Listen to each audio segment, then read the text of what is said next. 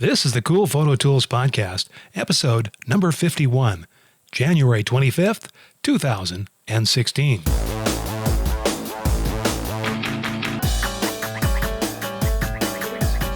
Are you sick of trying to learn all the new photo software? Are you tired of hearing about the next big thing in photography? Well, neither are we. Welcome to Cool Photo Tools with Jay Pierstorff and Rhonda Spencer.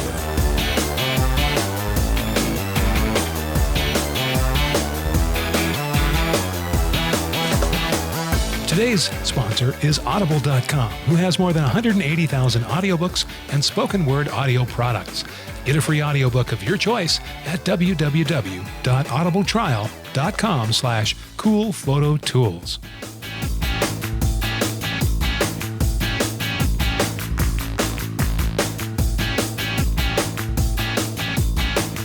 Welcome and good morning, cool heads. This is Jay Pierstorff, and I'd like to welcome Rhonda Spencer. Good morning. Sitting in the back of the control booth there. Always in the back of the bus. No, this isn't the bus. Sorry, the control booth. You know, because the bus, I'm going to put you on the hood rack out there. So good morning. Good morning, Rhonda. You Good have morning, lots Jay. of, we were talking about the Consumer Electronics Show last week, and there was Yeah. a couple more items that we didn't get to that we probably want to finish up today. Okay. At least a couple that I can see on my list here. You have anything on your list first, Paul, or you want me to go first here? No, I don't care. Shall we talk about Canon's new little printer? Yeah, let's talk about that. So this is it's kind of new, but kind of not. And is it actually Selphie? Is that how they say it? I believe so, yes. I thought that's pretty catchy. Well, you know? and actually Canon may have actually come up with the term first. I think that at the time that they came up with the word selfie, which they spell with a PH, Right. I don't think it was in common use, and it didn't really mean a camera phone picture of yourself. They were just thinking a personal type printer, I think was, because these have been around, this predates, I think. Well, I don't know exactly, but I don't know, but what a great name. We were talking before about how names that they come up with stuff, 650 letters and numbers. But this is something that you can really remember. What was it again we were talking about? Selphie. Yeah, this is the CP1200 model that we are talking about here, and this was introduced at CES, so I don't think it's out quite yet. But this is their 4x6 inch, makes a 4x6 inch print. This is a dye sublimation printer. Again, this technology has been around a long time now. Yes. So these aren't really new. This is the one where you put the package of paper you put in it, and then you have a little double roll of kind of a transparent film that has cyan, yellow, and magenta, and a clear gloss ink that it transfers through heat to this paper. And so these you probably recognize. The paper comes in and out, kind of bzz, bzz, bzz, bzz, bzz, bzz, bzz, back and forth like that. It takes about a minute per print, and the images, it's possible for them to be good. Mm-hmm. I don't know that they just come out of the camera that way. I was going to say, I don't know if you're going to, when you've got one of these printers, you're not going to expect it something like it's coming out of a photo lab, because they're just handy like little printers to be able to print off stuff so you can hand it out to your friends. Okay. That's true. That is. I'm good with that. And 54 images per charge, that's pretty good. Okay, now you're talking about the optional battery. Mm-hmm. Okay, it doesn't come with this. Okay, you plug it into the wall, but that really limits your portability. Yeah, that takes away from what you're trying to do. So I think this is new where you can put a battery in them now. Maybe not. Anyway, so that's 54 images per charge. That's good. Yeah, that's not bad. Yeah, because these come in a package of 36, I think. So you get a little more than a package of prints out of this. And these Wi-Fi or USB, so you can send pictures from your camera phone or your Wi-Fi enabled camera, or you can print right from your stick computer, or even an SD card. I think you can plug right into them. So, and then the price is good. You can't argue with the price. There you go. $106. Yeah. So that's the Canon Selphie CP1200. Have you ever thought of going into advertising there, Jay? Yes. Okay. In fact, if you want to purchase any of the things that we're talking about here on Cool Photo Tools, you can go to our website at coolphototools.com, or if you're watching this on our YouTube channel, if you just scroll down, there are affiliate links below where if you purchase something from one of our links, we actually, I think Amazon was supposed to give us like a new car. Really? If we sold enough stuff. No, they give us like enough to buy a cup of coffee. But that's okay. We'll take it. It keeps us going during the podcast. Yeah, as long as it can keep the electricity on, and There you go. I think that's probably as good as we can hope for. But, and we always appreciate your feedback. If you just want to leave a really snarky note, right below there, we'll delete it. But we have fun reading it. So We love snarky notes. all right, so Canon actually did have a couple of cameras that they showed off at the Consumer Electronics Show a few weeks ago.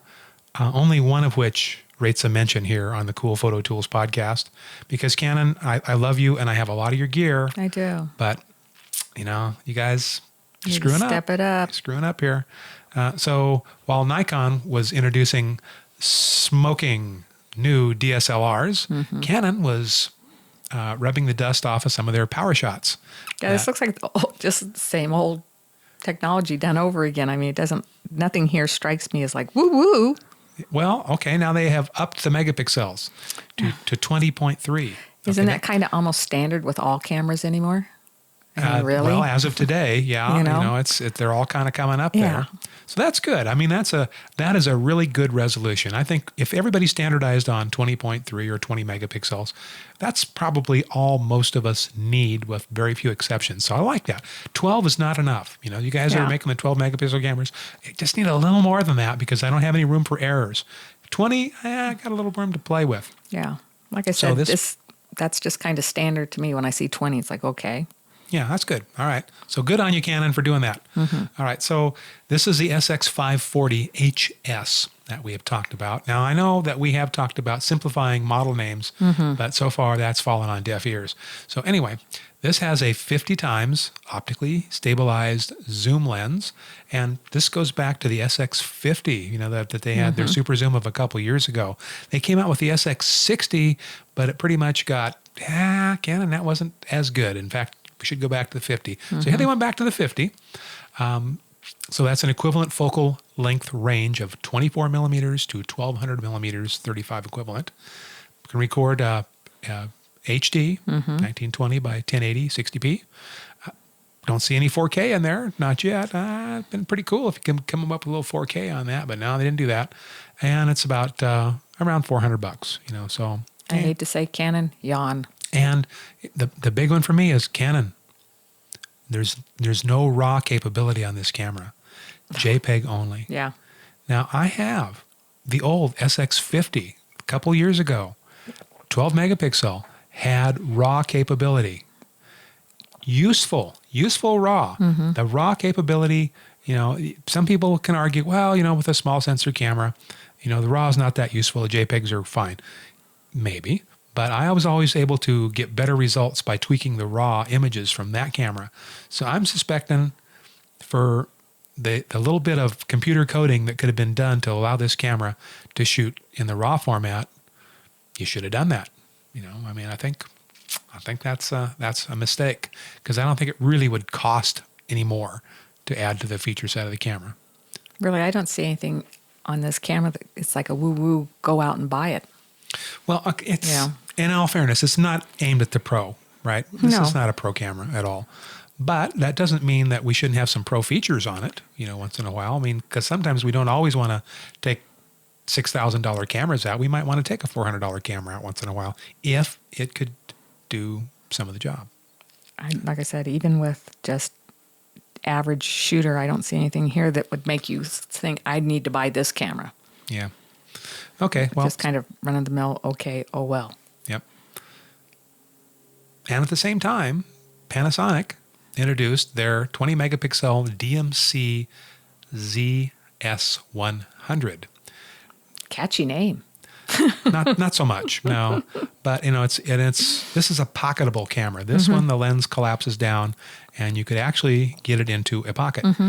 This has a 25 to 250 millimeter equivalent 35 millimeter equivalent zoom lens.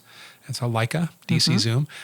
Goes from f2.8 to f5.9. Not very remarkable on its own, but this goes in your pocket. And this really directly competes with like the Sony R100 Mark IV, which is a $1,000 camera. Well, this one comes in at about $700. Yeah. And pretty much equals or bests the Sony that I can see on the specs on this. Now, we haven't seen one in person yet, but roughly the same size. It's got the same specs or better. Shoot 4K video. It's got touchscreen. It's got eye-level viewfinder. So it's this is the one I was mentioning last week that you can look through the eye-level viewfinder and that you can still use the touchscreen to move the focus points around, even though you're not actually looking at the touchscreen. So that's pretty cool. That is cool. Yeah. At least they've got something there that and we'll put a link to like these. New technology. Yeah, Canon, get off it. Come on. Well, Canon, you heard Rhonda, so. My heart is Canon, but it's like they're disappointing me. Yeah, well, it's, maybe if Nikon just wants to pony up and trade you stuff for stuff, maybe they would do that. No, I don't think they would. There's too much I don't stuff. think they would either. No, there's too much stuff there. Because you just changed back to Canon as soon as it was their turn. They all kind of leapfrog each other. Well, like we said before, that's kind of what sticks you with one company is you buy enough glass and you're there. Well, and it does. That's fair enough. That's exactly the case. All right, Rhonda, what's on your list? So are we talking new stuff or are we talking stuff you can that we're talk gonna about. review? Well, we let's see. Is there anything here else that we need to really talk about that from CES? I mean, it was. I think we covered everything. We pretty covered, much that was interesting. There's a ton of stuff there, and it was. I thought that was the most notable stuff for, photography enthusiasts. So yeah, I think we covered that pretty well. So go ahead. This is our second episode where we are. Also in video. Here. We're live and in person. Well, not really live. Well, we're live when we made it. We're not dead. Yeah, We're here. But if you're watching this on YouTube, it's already happened. It's That's over. true. You missed it. That's true. We did it. Where were you? Okay, that's okay. It's still good. Yeah, you can show us some old stuff. I know this, because one of the things that prompted us to start doing video was it's very difficult to sometimes show you things just using your imagination. And we do a good job describing, what we're talking about. If we're speaking the same language, if you're a photo enthusiast, then you're like, oh yeah, I know what they're talking about. And if you're not, you're like, what? What did they talk about? So, what was that? So maybe this will give us a chance. We'll try to intersperse some close-up videos of things that we're talking about as is necessary. But go ahead. Yeah, what do you got? You got some old stuff you want to show. That means this is, or we can just call it instead of old stuff you want to show. Let's say something like this is third grade show and tell. The best of cool photo tools. This is some of the best stuff. Did you like his voice when he did that? Go ahead. The best of cool photo tools. Yes. This is stuff that we have owned, used, loved. Keep talking about because it's just awesome stuff, and it keeps coming up over and over again. And it's, if you don't already have it, in your camera bag and your basic gear, this probably is something you need to maybe consider. All right, how was that for an opening? Go ahead. That was really good. Lay it Jay. on us. Let's see it. So, and my fave of faves, my Manfrotto Lumi. The Manfrotto Lumi. Yes, I love my Manfrotto Lumi because see if we can get it. Show you how bright. Is that bright? Ah, that's bright. Take everybody's eyes out. And you can adjust the lighting. So there. This little light can make nighttime, daytime for you. And it's small, so it can fit in your pocket. And the light lasts on it for a really, really, really long time. I've taken it out and shot it for an evening. And the charge on it stays. So it's a rechargeable battery? It is. It recharges via a USB port. Oh, so that's handy. Okay. And right now I have on it where you can attach it to your hot shoe. Zoom tight. Yes. And the newest thing that they have also that you can do, so if I've got to figure out how to do it, because I haven't done it yet, is attaching it to the new little Manfrotto mini table tripod. Is that the Manfrotto Pixie tripod? Yes, it is. We talked about. We talked about this too. Yeah, and that's an awesome little tripod. This you is think an awesome little tripod. a lot of people like those, the Joby Gorilla Pods, and those are kind of cool if you have to wrap them around a pole or something. But I think they don't hold still that good. They No, and this thing is so stabilized, it just amazes me. It can take a lot of weight. And the thing that we were talking about last time. This doesn't wrap around a pole. No, it does not wrap around a pole. This is a tabletop This is tripod. a tabletop. But you can put your camera on it, and you can actually, can you see how that bends around there? Well, it's got like a little ball head. That has like a little push button here. And you can so it's angle it around. You hold the button in, and then you can position the camera, and then you let go of the button, and it stays. And it really does stay. I mean, it's tight. It doesn't flex around. So I was very impressed with this. And then you can also fold up the legs, and it comes like a pistol grip. Ta-da. Rhonda's demonstrating the pistol grip action pistol for grip, yes. those of you that are still on the audio only podcast. Yes. Which if you have to, that's okay. We understand. It's okay. You have to drive around, and sometimes that has to happen. But I think everybody, if nothing else, needs a Lumie. All right, so the Manfrotto Lumie is on Rhonda's must-have list. It really is. What else you got? Well, you got everything on your table, so go ahead. Oh, look what he's doing. He's having me do everything. Okay. Well. So when I started doing this, I started realizing I must really be into lights and light bulbs and flashlights.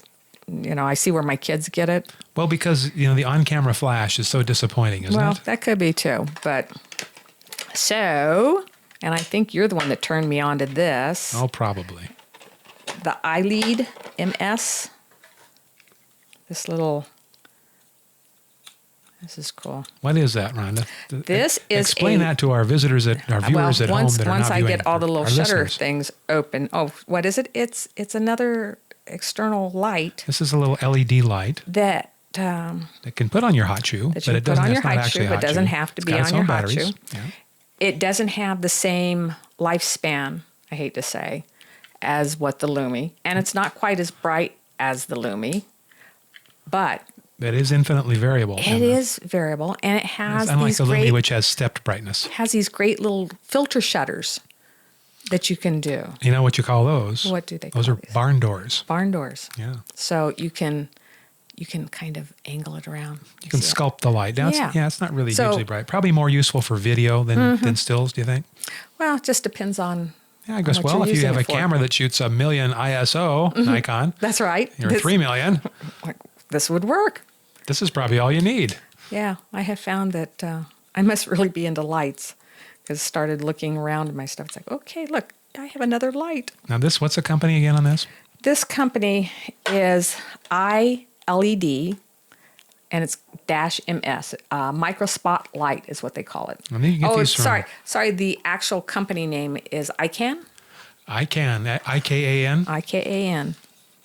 IKAN Corporation. All right, we'll put that in the show notes so people can find that. I know when we bought these, they were a lot cheaper than what they're selling for now. Sometimes you can get deals on, BH Photo Video and some of those places. Because this is like $80 now, and I know that I didn't spend $80 for it. Okay. I think it was when you had one of those deals that you had come up. I think we spent about $25 for it. Which no, I think it was about 40. But I think it was still, 40.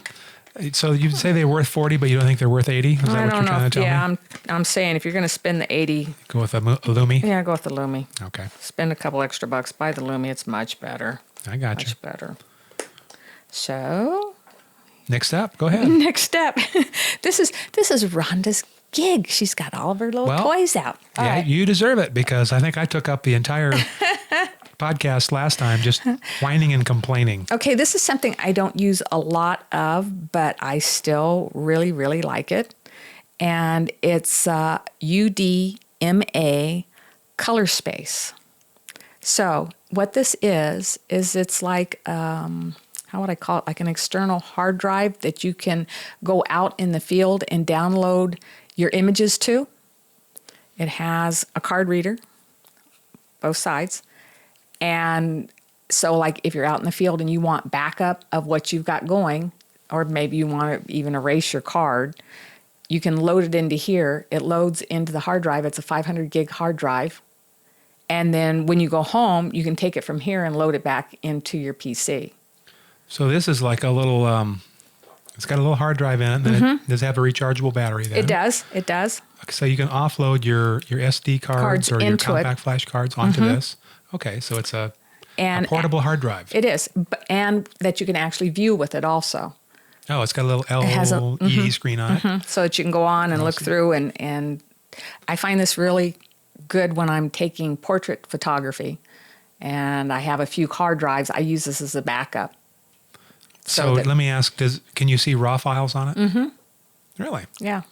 That's pretty cool. Yeah, it is. It's very cool. And how much does that cost? Oh, what was this? It was not a cheap date. Hold on, let me look up. I will tell you because I was surprised that I spent this much money on it. Let's see. It was like $450. Oh, yeah, that's a lot of money. It is. And now you could buy a lot of flash cards or memory cards for that much. Of course, you can't see them, but you can on the back of your camera. Well, and the other, I'm sorry, this is closer to $5 because it's $498.95. So we're saying this is $500. Yikes! They're paying you a lot more than they're paying me. But the only thing about this, like I said, if you're doing wedding photography, you've got those cards. You cannot replace if you've lost a card. If you have a card that malfunctions, it's just a great way to be able to have a backup plan that you don't have to have plugged into anything that you can carry with you. So you pull a card out, back it up, put the card away. You know that you've got a duplicate while you're out in the field. Just saying. Okay. I like it. All right. Okay, so what else should we talk about? Should we talk about my favorite thing I always talk about? I don't see how we can avoid it. I did this on purpose because everybody knows what it is, but I don't care. I did it on purpose. This is my Hoodman's Loop. Ta-da! The Hoodman Loop. My Hoodman Loop. And Loop is spelled L-O-U-P-E. L-O-U-P-E. Great thing. Goes to the back viewfinder on your camera so that you can either, if you're shooting live, be able to see out there in bright sunlight, or if you want to do what most of us do is chimp our pictures. Oh, now you have to explain chimping. Okay, chimping. Chimping is the process of looking at your pictures, reviewing them, and sounding like a monkey, going, ooh, ooh. Look at that, ooh. Yeah, that's what we all do. All right. Yep. So that works. If you have a Hoodman's Loop, you can't hardly live without their retractable lanyard. Can you see that, Arian? Yeah. Sorry. Okay, so this is an elastic. Lanyard. This is like that's a retractable cord that you put this on. You could snap it to your belt or your camera strap or something. So then you can grab this and you can put this right against the LCD screen of the back of the viewfinder of your camera, and then you hold your eye up to it. Yep. And this magnifies your view screen, but it's really a high quality device, so you can actually focus it to your eye or to your eyeglasses if you're an eyeglass wearer, and then you can get a really good look at what's actually on that screen. You can judge sharpness, exposure, color balance, especially in bright sunlight, right? Because it's hard to see that back of that screen. And that's the hardest thing. So these are not a cheap deal either. No, they're about $80. About $80. Yeah, and the lanyard's another $20. Okay, so made by Hoodman. Made by Hoodman. And this is I think you said the best thing too, because people say, "Well, I wear glasses." Doesn't matter. You can adjust it to your own eyesight. Yeah, these are adjustable, and that's probably that's where the extra money comes from. The optics are really nice. They are, and they're well built. They last well. Okay. Oh, sorry, making bumpy noises. Okay, so let's see. What else do I have? That's the Hoodman Loop. We're going to put that in the show notes. It's already in the show notes. It's been in there. That's because everybody's going, oh, God, the Hoodman Loop again. Probably said Hoodman Loop out of our 51 podcasts, probably 47 or 48 times. Could be. So, yeah, I don't think we've missed too many. Okay, so let's go with my newest favorite thing, which is going to take up the whole screen. This is my Kelly Moore bag. Look at this. This is a camera bag. This is my camera bag. See it? It's my Kelly Moore. This is your new favorite bag. This is my new favorite bag. Let's show you what the inside looks like. See this? There you go. So this easily fits a 200 millimeter lens, a flash, my camera with another lens on it, plenty of things, my iPod, just about anything. And they've got all these little, like, great little zipper compartments that you can put stuff in. Places for your phones, more zipper compartments on the back. It's well made. The straps are not going to come off. I love this thing. Again, not a cheap date, but it doesn't look like you're walking around with camera equipment, which in a lot of ways, that's good.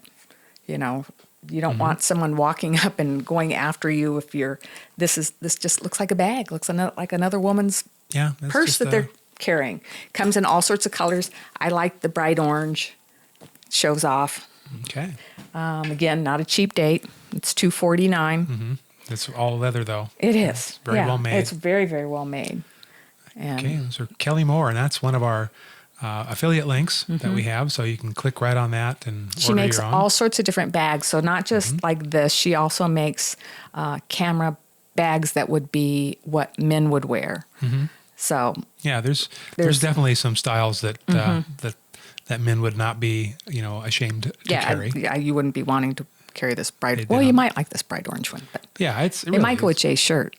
I would have no problem with it. Doesn't bother me. I don't care. Okay, let's see. What else do I have up here? Talking about your lighting. These are my pocket wizards. And again, I love these things. This is the Flex TT5, and then you have the Mini TT1. So you have the sending unit and the receiving unit.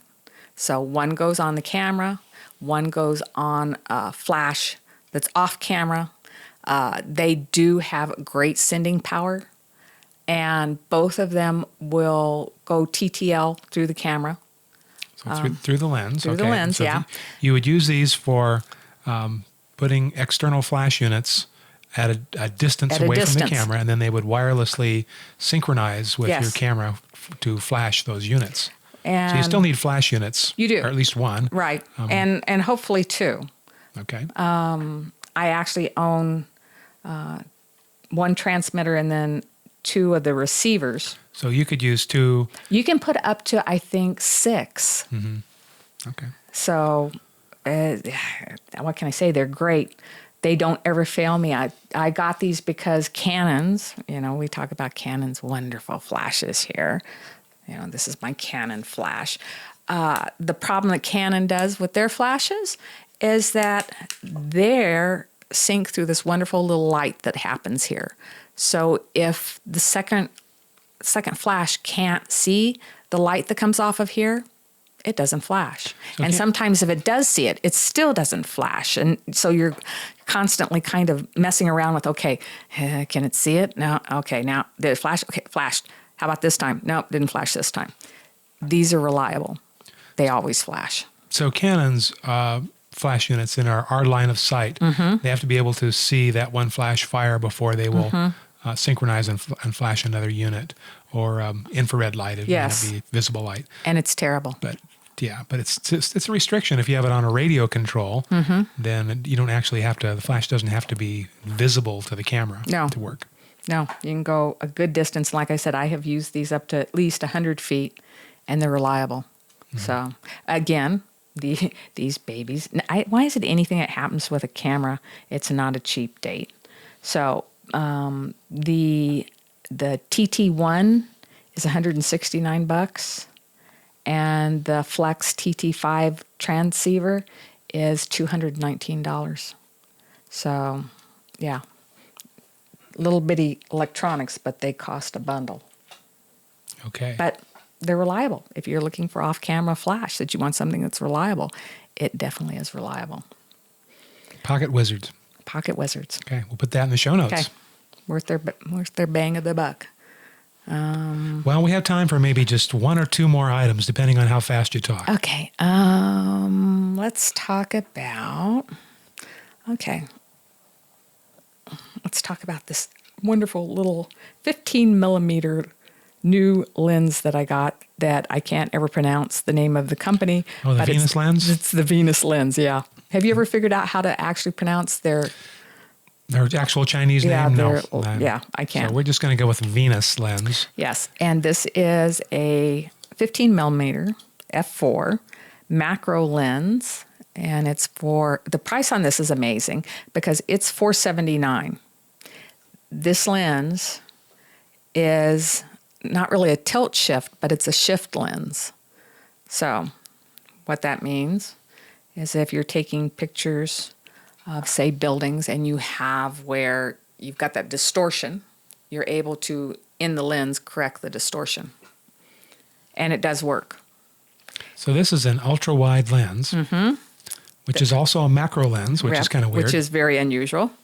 But also a tilt shift, so you can correct keystoning distortion, like when you look up at a real tall building and the top looks way smaller than the base, even though they're not really. Right. So that's... and it's a true one-to-one macro. In fact, it's the only lens I have that, and there's the front of it, that you can actually focus with something touching the front glass. That's how close it focuses. That's pretty close. That's pretty close. Now these are, we should say, these are manual lenses only. So yes, it takes a little bit of learning, but it's well worth the learning curve. And like I said, for the price, this is a great lens. It's a great landscape lens. I haven't had second thoughts about having it or using it. And these come in the standard camera mounts for Canon, Nikon, Pentax. Olympus, I do believe also now. Yeah, I think there's a bunch of them. And since they're a manual lens, it could be easily adapted. You could use an inexpensive adapter. That's true. To use it on your Sony mirrorless or what if they didn't come in that mount. It would be. And it's easy. it's not a plastic lens. It's an actual metal lens. It has a little bit of weight to it, but it's very well made. You can get them now at B&H. I got mine off a slow boat from China. When I ordered mine, they didn't have them through any of the companies yet, so I actually ordered mine from China. And I kind of wondered at the time, here I'm sending off $500 to China and wondering, what am I going to get? But when it came in, I was really, really happy with it. It does like I said, does great macros. The thing with it too, with its macros that makes it different looking than the other macros is that you are able to have, where normally when you've shot a macro, your background is always lost. This has a unique look that even when you've shot a tight macro and say you're at an f/16, you're able to see maybe the building in the back. So you get this weird distortion look that you don't get with other macros. Jay will have to put shots up when we get up, so that you can actually see what it looks like. It's pretty interesting. We'll put some photo examples overlaid so you can see what they look like. Yeah. See, there you go. There. And those of you that are on audio only, you'll just have to go to coolphototools.com and see what we've been looking at. The show notes. And we'll direct you to where all those things are. You can take a look at them. Also, the show notes are, if you're watching this on our YouTube channel, just scroll down to the See More, and it will show you our show notes there, where you can link to all these different products that we've been talking about. And speaking of that, you know what time it is. There we go. We're off and running. This time I talked all the time. Well, it was your turn. Yeah, it was my turn. It was your turn. Okay. Yeah, absolutely. Okay, everybody. Have a great week, and we will. We'll see you then. We'll catch you when the weather warms up next week. Hopefully. Yeah, hopefully. All right. Bye-bye. Bye. You've been listening to the Cool Photo Tools podcast. Sign up for our mailing list at coolphototools.com. Got a question? Send an email or MP3 audio file to info@coolphototools.com. Thanks for listening.